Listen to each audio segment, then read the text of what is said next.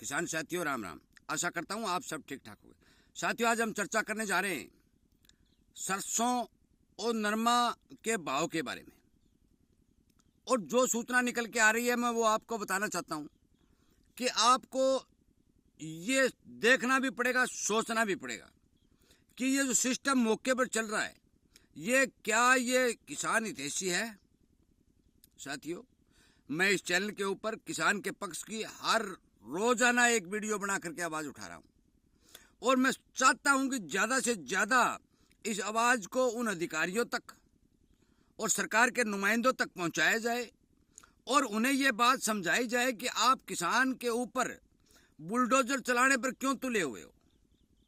और साथियों, इसीलिए मैं आपसे भी निवेदन कर रहा हूं कि आप ज्यादा से ज्यादा इस चैनल के साथ जुड़ करके इस संगठन को बढ़ा करके ज्यादा से ज्यादा शेयर कर करके अपनी आवाज को सोशल मीडिया पर बुलंद करें ताकि उनके कान खड़े हो जाएं। साथियों, वीडियो थोड़ा धुंधा है क्योंकि मैं खेत में काम करने वाला आदमी हूं, किसान हूं और खेत से ही वीडियो बनाना पड़ रहा है क्योंकि यदि घर पर जाके शाम को वीडियो बनाता हूं तो फिर लेट हो जाता हूं। जो रिपोर्ट मेरे पास दोपहर में निकल के आती है 2-2.5 घंटे, मैं हर रोज किसान के लिए पूरी मेहनत करके सारे इनपुट इकट्ठे करके और फिर वीडियो के माध्यम से आपको बताता हूं। साथियों, आप सभी को पता है कि सरसों के अंदर जिन किसानों के पास सरसों पड़ी है, सरसों के अंदर धीरे धीरे तेजी बननी शुरू हुई थी, एमएसपी से थोड़ा ऊपर गई थी, परंतु भाव को दबा दिया गया। क्यों दबा दिया गया? मंडियों में माल नहीं है, मिलों के पास माल नहीं है। और मैंने एक वीडियो में पहले भी कहा था भी सरकार इसके भाव को दबाने की पुरजोर कोशिश करेगी, जिसमें कोई शक ही नहीं है। और वही हुआ कि सरकार ने अपनी सरसों की नीलामी के टेंडर लगा दिए। साथियों, इस सरकार को हो क्या गया है? अभी तक तो सरसों की बिजाई नहीं हुई। मैं पहले भी ये बात कह चुका हूं भी इसको बेचनी है तो 12वें महीने में बेच देना, पहले महीने में बेच देना। जब किसान को कुछ 2 पैसे मिलने की संभावना बनती है तो ये अधिकारी लोग टेंडर लगा देते हैं कि हम बेच रहे हैं और सरसों के भाव में दबाव आ जाता है।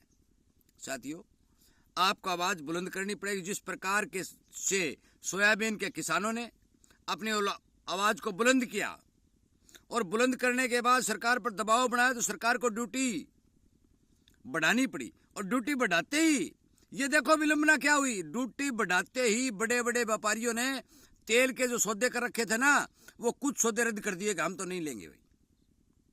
क्यों? कि फोकट का माल आ रहा था, बिना खर्चे के लग रहा था और भारत में बेच रहे थे, मजे हो रहे थे। परंतु थोड़ी ड्यूटी बढ़ते ही उन्होंने अपने हाथ खड़े कर दिए कि हम नहीं ले, सौदे कैंसिल कर दिए।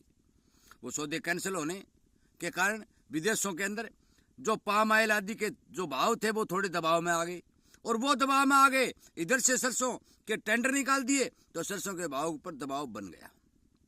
अब साथियों, तेजी जरूर ये भाव कहीं नहीं जाएंगे, ये आप मान के चलो।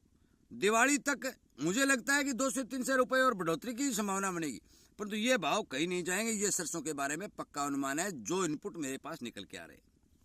अब बात करें नरमा की। साथियों, नरमा की चुगाई शुरू हो चुकी है।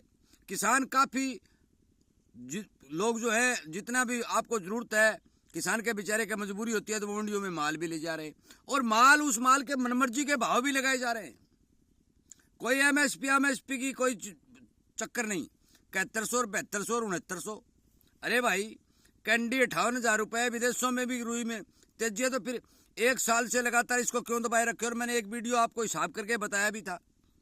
साथियों, अपना माल एमएसपी पर बेचने की कोशिश करें। सरकार खरीद करेगी और करनी पड़ेगी क्योंकि सरकार के पास रुई का स्टॉक नहीं है और रुई का स्टॉक सरकार को जरूरी है, उसे करना पड़ेगा। सरकार खरीद करेगी, एमएसपी पर खरीद करेगी। अब की बार गुलाबी सुंडी की मार भी नहीं है तो मान के चलो कि वो उसमें खोट भी नहीं निकाल सकेगी। थोड़ा बहुत नमी का यदि वो हवाला देकर किसान को दबाने की कोशिश जरूर करेंगे, परंतु यदि आप संगठन के रूप में रहेंगे, अपनी आवाज उठाएंगे तो आपका माल एमएसपी पर जरूर बिकेगा। और यही सरकार चाहती है।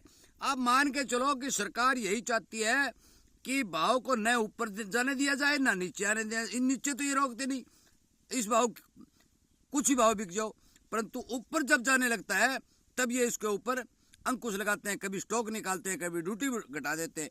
मतलब किसान को फुल टॉप के भाव सरकार देना ही नहीं चाहती। कई भाई ये कहेंगे कि आप सरकार के खिलाफ बोल रहे। मैं सरकार के खिलाफ नहीं बोल रहा, मैं सरकार नीति के खिलाफ बोल रहा हूं कि जो जो किसान को जो भाव मिलने चाहिए वो भाव क्यों नहीं मिल रहे। साथियों, नरमा के बारे में आप सावधान रहे।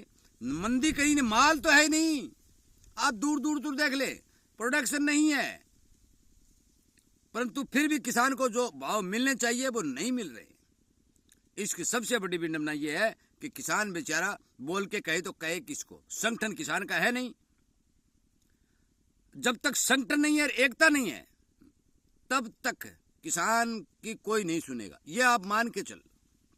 साथियों, मेरा आपसे विनय निवेदन है कि आप सभी आपस में मतभेद हो सकते हैं, विचारों के मतभेद हो सकते हैं, कोई कहीं से भी किसान हो सकता है, परंतु खेती करने वाला हर किसान, चाहे वो टमाटर की करता है, चाहे वो नरमा कपास की करता है, चाहे वो सेब और अमरूद लगाता है, हर किसान जब तक संगठित होकर आवाज नहीं उठाएगा तब तक ये सरकारें इसी तरह से किसान की पिटाई करती रहेंगी। ये बात पक्की है।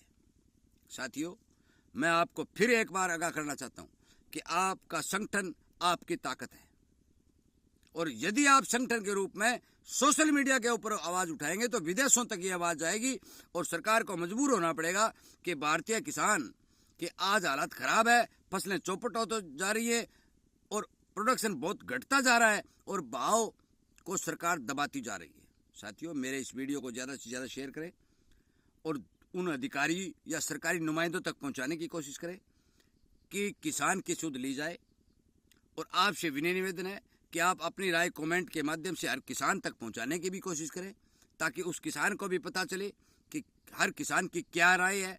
क्यों, कई सकारात्मक सोच वाले होते हैं तो कई नकारात्मक सोच वाले भी होते हैं। इसलिए मेरे वीडियो को ज़्यादा से ज़्यादा शेयर करके हर किसान तक इस बात को पहुँचाएँ।